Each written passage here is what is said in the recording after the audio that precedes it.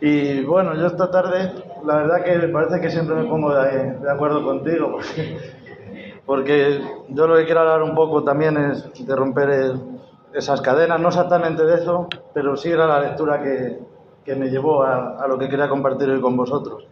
Y luego escuchando la segunda alabanza que habéis cantado, la de Yo quiero menguar para que crezcas tú, pues mira, ahora el 16 de agosto hizo, creo que, no me acuerdo, 12 años que me bauticé y recordando un poco, ¿no? Cómo ha sido este tiempo, todo lo que el Señor ha ido haciendo en mi vida, pues me llevaba atrás a abril del mismo año en una convención cristiana en Valladolid. Con esa alabanza a mí, o sea, se me empezaron a caer las cadenas. Esa canción fue la que empezó a tocar mi corazón y la que hizo cambiar mi vida, que yo dejara de ser lo que era y empezara a caminar como una criatura nueva, ¿no? Y lo que hablaba Marley de las cadenas, pues yo quería compartiros en Hechos 12, a partir del versículo 6, cuando Pedro es librado de la cárcel. Hechos 12, a partir del versículo 6. Dice que, y cuando Herodes le iba a sacar, aquella misma noche estaba Pedro durmiendo entre dos soldados, sujeto con dos cadenas, y los guardas delante de la puerta custodiaban la cárcel. Y he aquí que se presentó un ángel del Señor, y una luz resplandeció en la cárcel, y tocando a Pedro en el costado, le despertó diciendo: levántate pronto, y las cadenas se le cayeron de las manos. ¿No?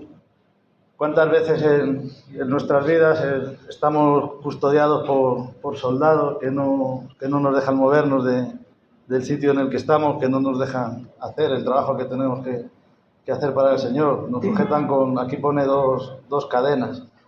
Las cadenas no tienen por qué ser físicas tal cual. Pues hay cadenas de adicciones, hay cadenas de mentira, hay cadenas de envidia, hay cadenas de orgullo, hay cadenas de asesinato, y el asesinato tampoco tiene que ser literal, el matar a alguien. Hay veces que por nuestra manera de conducirnos, por nuestra manera de andar, matamos el amor y el cariño de la gente que nos rodea. Dice que los guardias delante de la puerta custodiaban la cárcel. O sea, prácticamente era imposible salir de ahí. Y dice que un ángel del Señor, puede ser cualquier persona que se acerque a nosotros y nos alerte de que la manera en la que estamos conduciéndonos no es la correcta, no es la manera en la que Dios quiere que andemos. Dios puede utilizar a cualquiera, ¿no? Antes decía Antonio que gracias a Dios y a sus ángeles ayer, ¿no?, se preparó una buena barbacoa, pero otras veces esos ángeles no vienen en servicio de hacernos comida, sino vienen a reprendernos y a llamarnos la atención por la actitud y por la manera de conducirnos que llevamos. Y muchas veces estamos tan inmersos en nuestra sabiduría, en nuestro entendimiento, en nuestro yo, que somos incapaces de ver más allá, ¿no?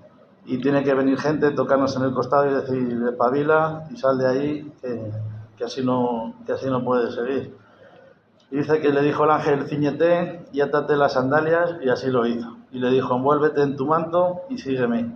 Y saliendo le seguía, pero no sabía que era verdad lo que hacía el ángel, sino que pensaba que era una visión.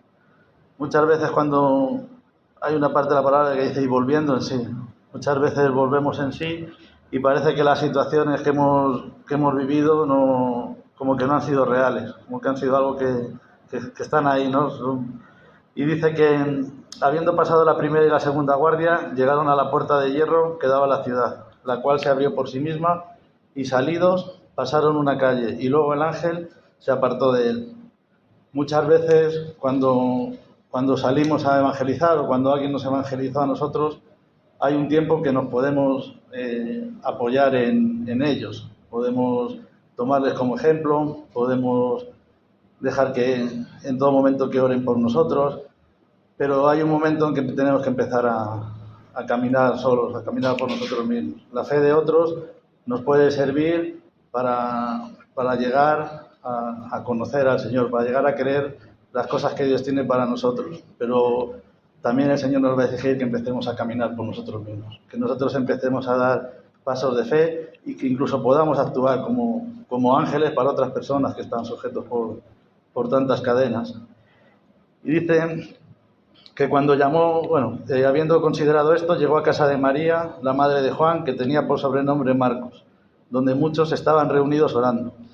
Cuando llamó Pedro a la puerta del patio, salió a escuchar una muchacha llamada Rode, la cual, cuando reconoció la voz de Pedro, de gozo, no abrió la puerta, sino que corriendo adentro dio la nueva de que Pedro estaba en la puerta. Y ellos le dijeron: estás loca, pero aseguraba que así era. Entonces ellos decían: es un ángel.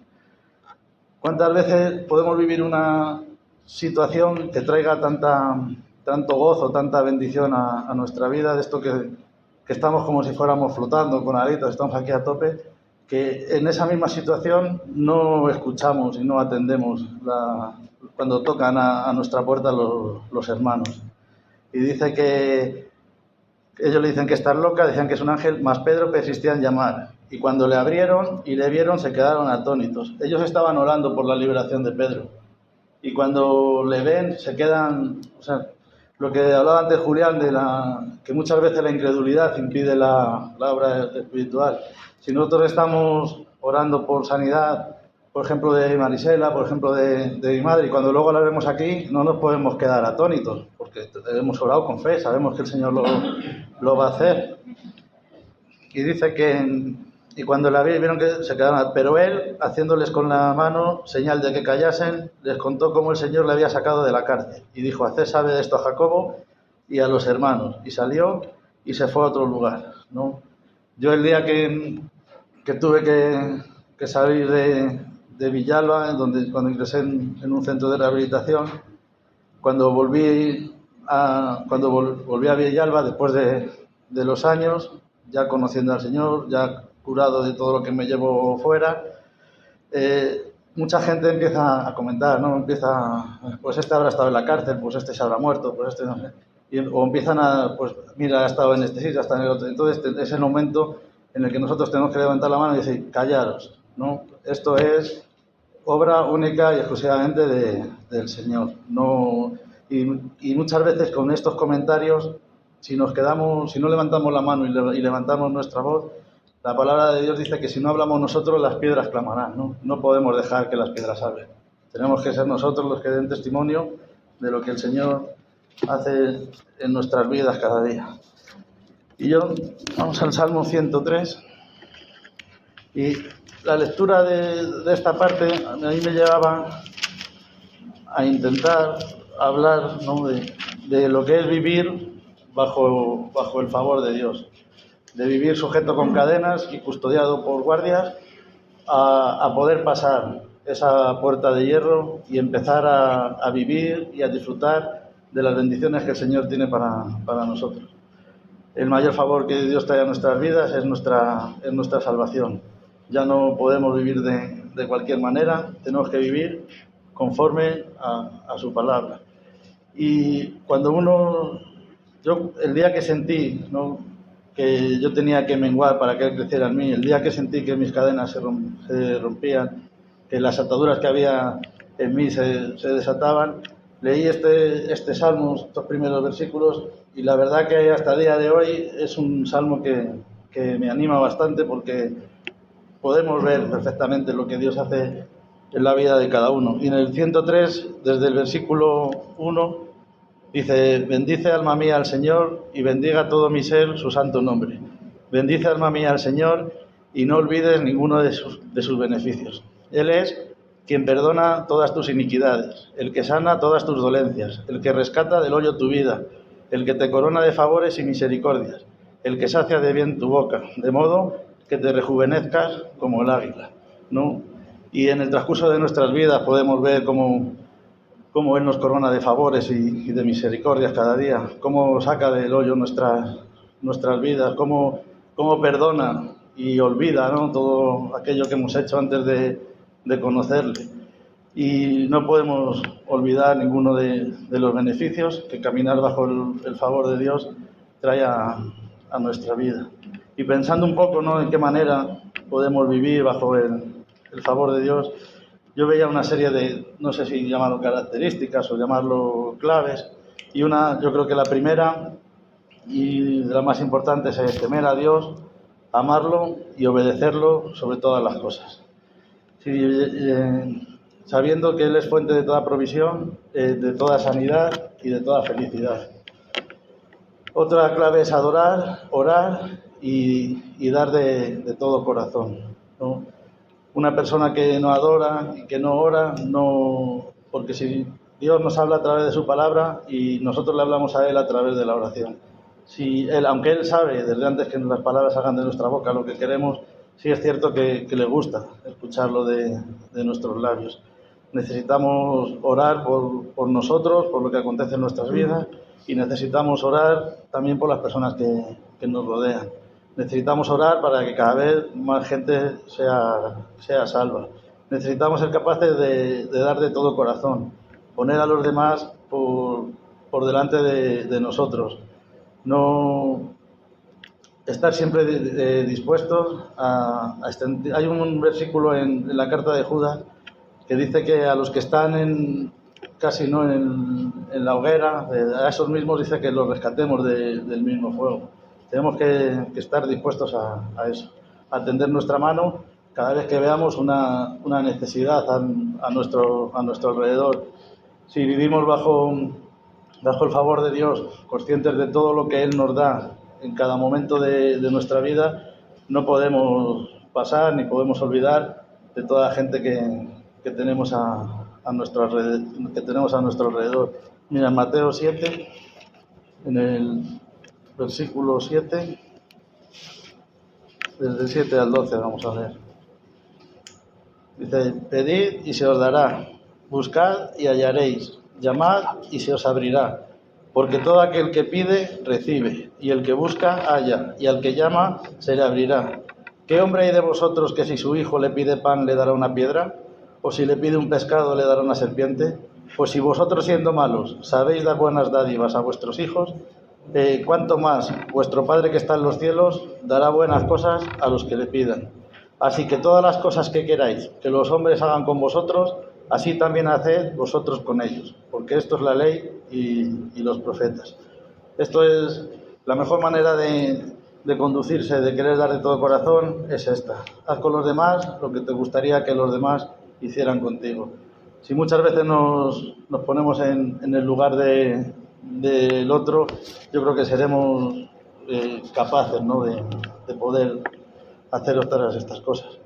También es bueno para vivir en el favor de Dios es planificar. No, sabemos, la Biblia habla que cada día trae su afán, ¿no?, que tampoco, pero sí es cierto que debemos de marcarnos ciertos planes y ciertas cosas para nuestra vida. Nosotros sabemos que vamos caminando, ¿no? Dice la palabra que con los ojos puestos en Jesús, autor y consumador de la fe. Y si nos ponemos como meta el llegar ahí, a los pies de Él, el encontrarnos un día con Él para que nos dé esa corona de gloria que tiene para cada uno de nosotros, tenemos que marcarnos unos objetivos. Mira, y en Proverbios 21, en el versículo 5, dice que los pensamientos del diligente ciertamente tienden a la abundancia, mas el que se apresura alocadamente, de cierto va a la pobreza. O sea, que tenemos que caminar sabiendo bien dónde vamos. No podemos ir de cualquier manera, ni a lo loco, porque mira lo que dice, que el que va de esa manera, de camino, ¿no?, de cierto, va a la pobreza. También debemos de buscar sabiduría, ¿no? Dice que el principio de la sabiduría es el temor de Dios, que es una cosa de la que hablábamos antes. También que tenemos que trabajar, necesitamos esforzarnos. Con desgana, con pereza y con dudas no vamos a conseguir nunca nada. Dice también la palabra de Dios que el trabajo en el Señor nunca es en vano. Hay veces que salimos, ¿no? Antes hablaba con Carlos, que sales a orar y muchas veces vemos el resultado de las oraciones en el mismo momento. Pero hay veces que parece que lo que hemos hecho no ha sido más, a los ojos de la gente, no ha sido más que una locura, no ha sido más que el ridículo, y no, porque no vemos que la gente sienta nada, no vemos que la gente quiera cambiar, no vemos que la gente quiera aceptar al Señor, pero no sabemos. Nosotros ya, como se dice, la semilla y la hemos dejado. Igual dentro de 15 años te cruzas con una persona y dices, mira, me hice cristiano gracias a que un día hiciste esto por mí. Pero aquel día no creía, pero hoy me he acordado y a partir de hoy creo. Por eso es bueno el esfuerzo y el trabajo en el Señor. También tenemos que ser perseverantes, tenemos que tener paciencia. Perseverantes, yo siempre me acuerdo de esta viuda que fue a un juez a que le hiciera juicio sobre unas cosas y el juez no le hacía caso, la echaba, pero la mujer no se marchó, seguía insistiendo y al final el juez la atendió. Y paciencia, no podemos desesperar porque las cosas no nos den un resultado aquí en el momento, no todas las cosas requieren un tiempo de maduración y de preparación. Hay veces que Dios no nos da las cosas no porque no las da, sino porque no estamos preparados para recibirlas. Él nos da todo a su tiempo. Cuando nosotros estamos preparados, lo que le hayamos pedido, yo estoy convencido, estoy seguro de que Él nos lo va a dar. Los resultados van a venir. Y en esto me llamaba mucho la atención porque en esto de la paciencia tenemos un pequeño huerto allí en Valladolid y en el huerto de al lado han puesto sandías y la verdad que empezaron a crecer, pero no estaban todavía en su punto y la gente empezó a robarlas, ¿no? En lugar de esperar a que te digan, ya están, puedes cogerlas. ¿Qué ha pasado con los que la cogieron antes de tiempo? Pues que las han tenido que tirar, porque eso no había quien se lo comiera. Entonces, cada cosa requiere su tiempo. Las sandías, nuestra fe, muchas veces queremos alcanzar bendiciones porque yo le he visto a él bendecido en una cosa, pero a mí a lo mejor esa bendición todavía no me corresponde. Todavía no estoy preparado para recibirla. Entonces necesitamos tener esa paciencia. Si Dios escucha nuestras oraciones y Él nos va a dar. Si pedimos bien, nos lo va a dar, porque nos lo dice en la carta de Santiago, ¿verdad? Y otra cosa muy importante para caminar en el favor de Dios, para no desviarse, es la de rodearse de gente de fe. Yo veía aquí dos tipos de personas. Mira, en 2 de Pedro 2, estas son a las que no debemos de juntarnos. A partir del versículo 17.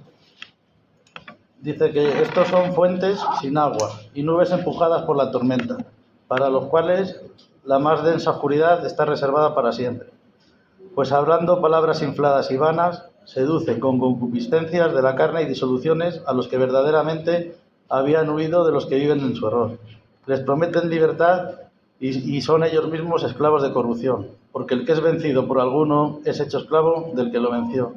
Ciertamente, si habiéndose ellos escapado de las contaminaciones del mundo por el conocimiento del Señor y Salvador Jesucristo, enredándose otra vez en ella, son vencidos, su postrer estado viene a ser peor que el primero, porque mejor les hubiera sido no haber conocido el camino de la justicia que después de haberlo conocido, volverse atrás del santo mandamiento que les fue dado.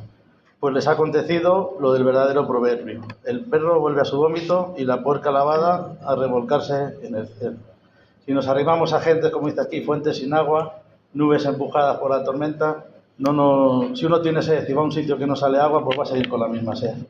Si nosotros queremos las cosas del Señor, nos escapamos de la contaminación del mundo, hemos huido de los botellones, hemos huido de los porretes, hemos huido de tantas cosas y volvemos a lo mismo, dice que nuestro postrer estado va a ser peor que el primero. Hay un ejemplo que dice que cuando un espíritu inmundo no sale de un cuerpo y la casa es barrido y adornado, que vienen 7 como él. Entonces, con estas cosas tenemos que tener cuidado con qué tipo de gente nos juntamos. Vamos a intentar juntarnos, como vamos a ver ahora, a los que sí debemos juntarnos. En Mateo 9 dice que entonces, entrando Jesús en la barca, pasó al otro lado y vino a su ciudad.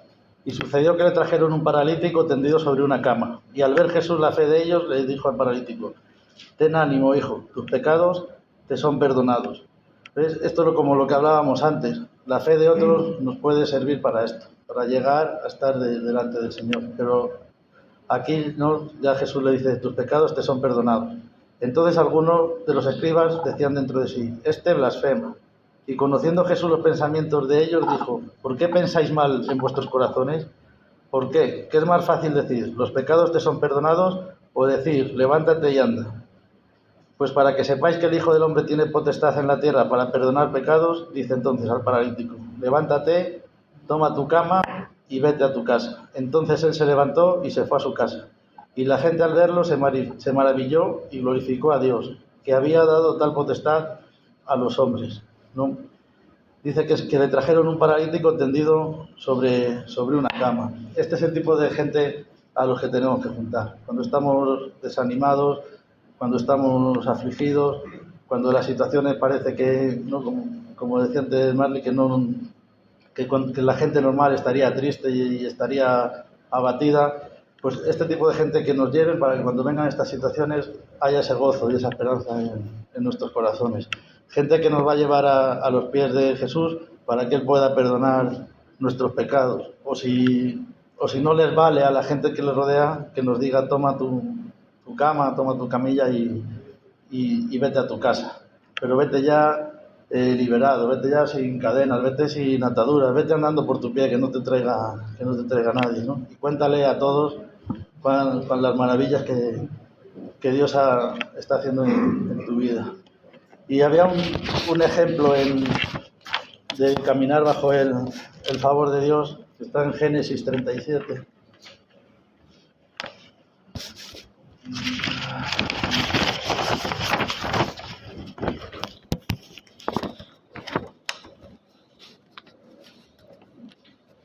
Bueno, esto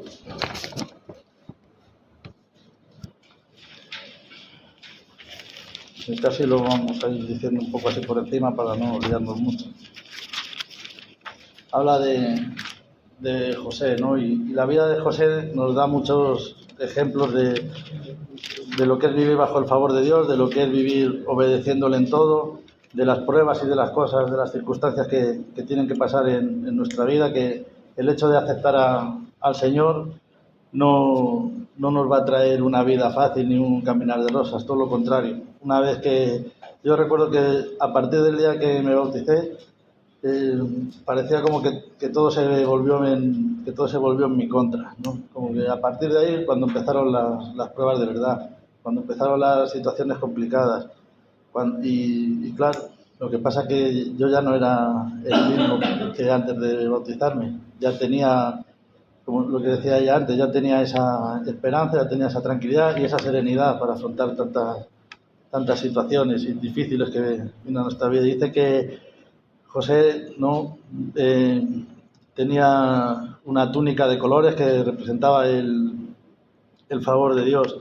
Y él había tenido una serie de sueños y le hablaba a su padre de las cosas malas que hacían sus hermanos. Y cuando les contó los sueños,